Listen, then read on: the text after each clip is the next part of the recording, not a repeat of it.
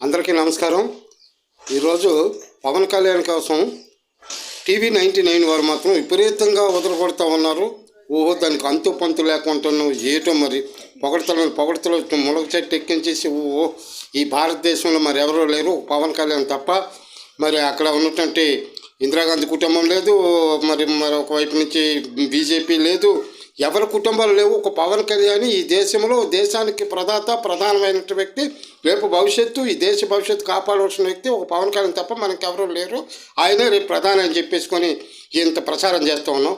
నేను ఒక్కటి అడుగుతూ ఉన్నాను, ఆంధ్రప్రదేశ్లో ఒక ప్రాంతీయ పార్టీ పెట్టి ఒక చిరస్థాయిగా ప్రజల గుండెల్లో నిలిచిపోయినటువంటి శ్రీ నందమూరి తారక రామారావు కంటే గొప్పదడా?